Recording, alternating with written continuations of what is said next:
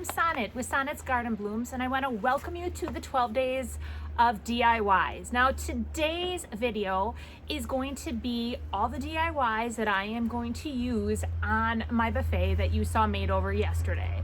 So one of the things I made today was bottle brush trees on vintage spindles. So for today's giveaway, everyone that makes a comment, subscribes, likes this video, and shares the video gets into the drawing for 3 bottle brush trees on vintage spindles.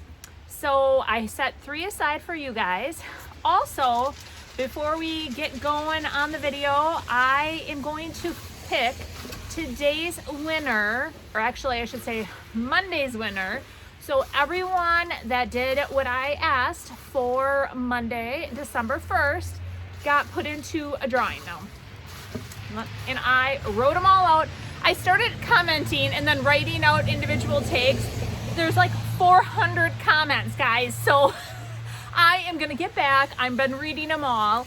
But here is your winner, Donna. Okay, hold on. Donna Reinhardt. She is the winner of the Barn Star and the Carnival Red paint, DIY paint. I also read a comment saying they love the DIYs, the 12 days of DIYs and the collabs. I just want everyone to know that everything I'm giving away is stuff that I have bought. So I sell DIY paint, so I want everyone else to have an opportunity to try it out. Nobody else is collaborating with me for the 12 days of DIYs. It's all me. So I just want to make sure that you guys all know that. But I hope you enjoyed today's video. I had so much fun making it. I am so excited to go and now stage everything for tomorrow's video. So everything that I came up with today, you are gonna see me decorate the top of that buffet and how I come up with it. All right, well, I hope you enjoy. Good morning, friends. Oh my goodness, can you believe that it snowed last night? And it continues to snow today. So I do have a lot to accomplish to get ready for today's video. People are already snow blowing, but I thought I would show you some of the yard full of snow. All right, let's get started. First, I'm gonna show you, I have this stash of windows and they are actually all beside my garage and kind of hidden. I have an overhang, so they get a little snowy, but for the most part, I have them all off the ground, and I put a door in front, so they're very well hidden. But I have grabbed 3 windows that I'm going to be using in my decor. Here are the 3 windows. You can see they're very snowy, so I'm going to get them inside, wipe them down, get them dry, so when I put them on my buffet, they're not dripping wet. So now we have the fan on there. We are going to go back outside and cut. So this past summer, I picked these pillars up and I just love them. Look at all this like chippy goodness. Oh, I just love them. And I have been meaning, these are for me. So I barely ever buy anything for myself, but I actually feel guilty doing it, and I think that's why I held off cutting them up. But I wanted to make some pillars, like chop them up and make pillars to put on my new buffet, on my buffet. So I am going to strategically figure out where I'm going to cut these. I'm obviously going to cut off like the top portion, and I'm going to have like probably several different sizes, but this is something that I am not going to get rid of, but I'm keeping for myself. So let's get cutting. Okay, so I have a couple already in the house, but I chopped them all up and I'm loving how they turned out. There's a few that I really like, and then there were pieces where I'm like, I don't know, I should probably just make little ones, and some just have lots of chippiness. So I'm excited to now incorporate some of these into my home decor. The other thing that I recently picked out of the garbage were these spindles, and they actually had them all nicely wrapped for me. I mean, wasn't that sweet? And then like piles of 6, and I got a whole bunch of them. So I'm gonna take these and cut these up too. And I'm gonna do it strategically as well so that I can make little bottle brush tree holders to go on my new buffet as well. And this is something that I've been wanting to do. So let's go ahead and start getting cutting. I have these all cut. I'm very excited. I'm actually gonna take these 3 spindles, the middle sections of a couple of them, and I'm going to use those in just as decor on the buffet.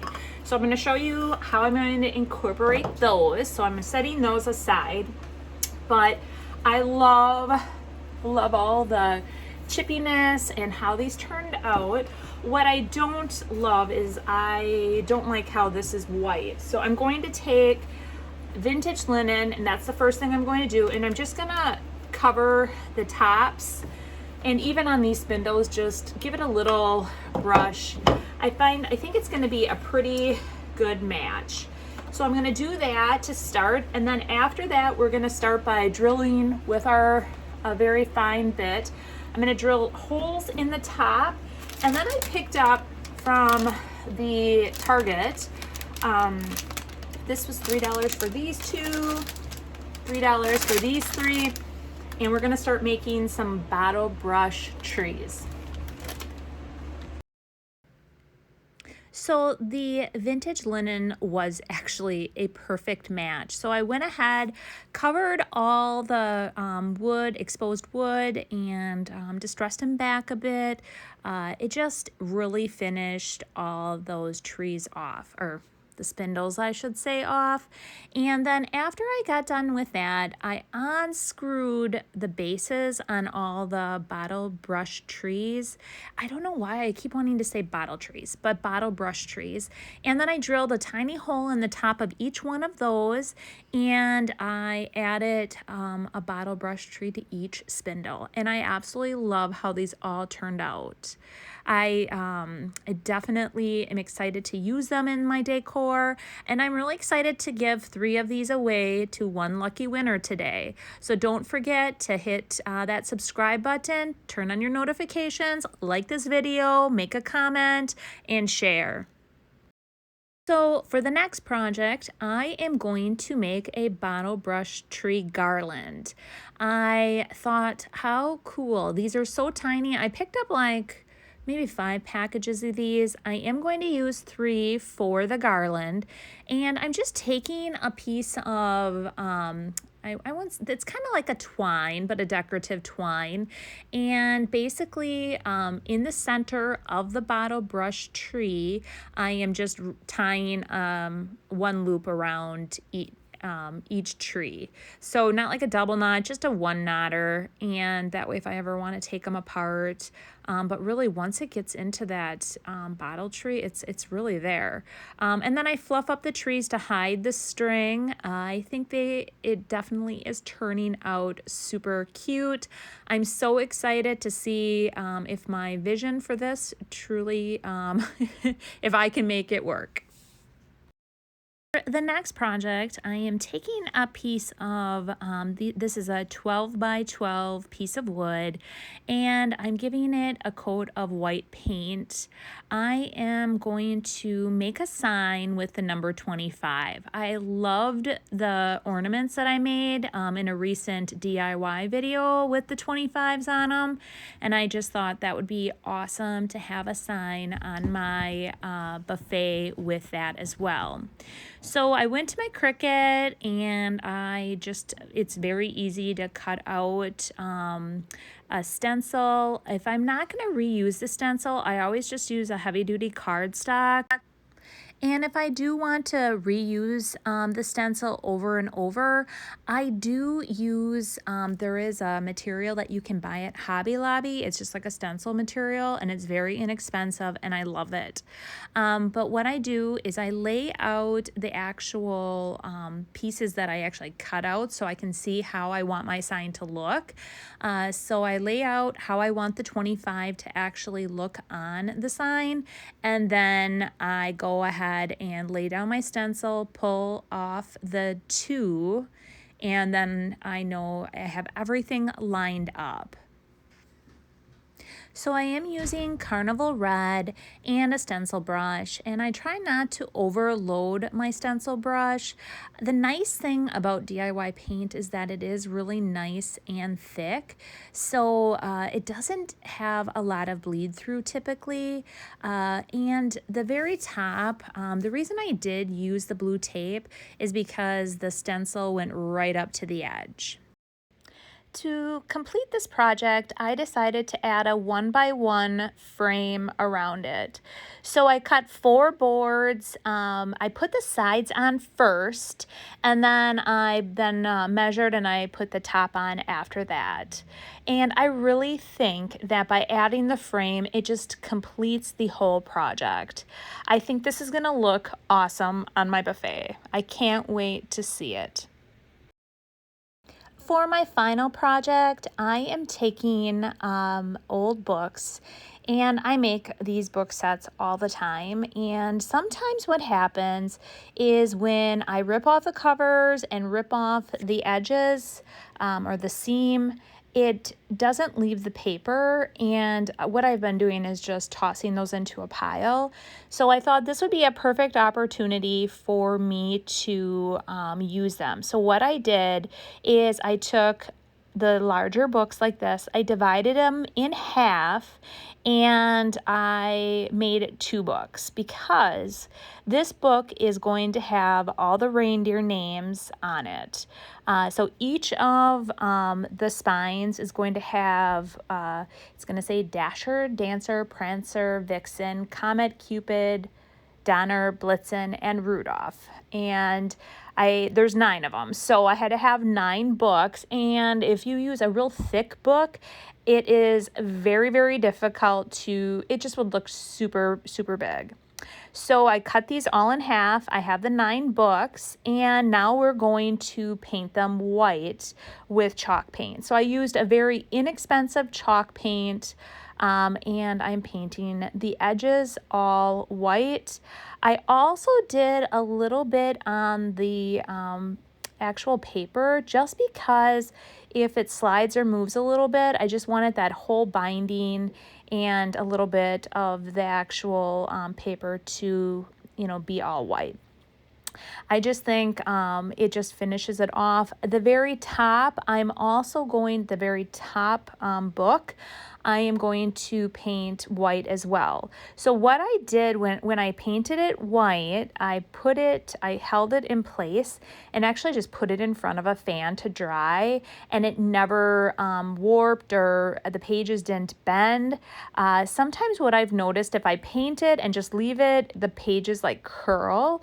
But I held each of the ends with my fingers, like just my nails, kind of held them into place and had them in front of a fan, and it dried extremely quick, and it never had that rippling effect at all. So here I'm using a set of stamps that I've had for years and years. I don't even know when I got it, but it's old and I'm sure you probably can't find it. But it's just a little font, and I am using my IOD ink, and I'm just inking it and then taking the first book, and I am just going to proceed to do the Dasher, Dancer, Prancer, and it turned out great. It's a little bit more difficult, I noticed, to stamp on the smaller books than with the thicker ones, but it all came together, and I absolutely love this. I actually made these for a vendor event 2 years ago, prior to COVID, and they sold out immediately. And when I was trying to think of something fun to put on my own mantle, I'm like, oh, I gotta make those books again. So here's the finished product, and I am just going to take twine and wrap it around the entire book set to hold it into place. I just like the look of twine. I think it's very rustic. And then what I'm going to do is, if you remembered from one of my recent videos where I made those pillows for outside, I always trim off the excess on the edges where it's a little frayed, and I had 2 pieces of that, and I am going to use that to tie up and add that little bit of color or pop of color to the book stack. I am making pillows with that same fabric, so I thought what a perfect opportunity to reuse that. So what did you guys all think? Well, I hope you enjoyed. Now tomorrow's video will be me staging, or I guess it's not really staging, it's like decorating my buffet for the holidays. And so you'll be able to see how I came up with it, what I do with everything that I've made. I have a vision in my head. I haven't done it yet. As soon as I get this video loaded, then I am going to go in and start on decorating. So I hope you guys all enjoyed. Like I said, if you haven't yet subscribed and you do enjoy my channel, go ahead, hit that subscribe button, turn on your notifications, that's that little bell, so that every Monday and Friday when I do typically upload a video, you'll be notified. Give this video a like or a thumbs up if you liked it, and make a comment and share the video. I really want to hit 10,000 subscribers by December 31st. My channel has definitely been moving. I appreciate all the support, and we will see you tomorrow. Bye.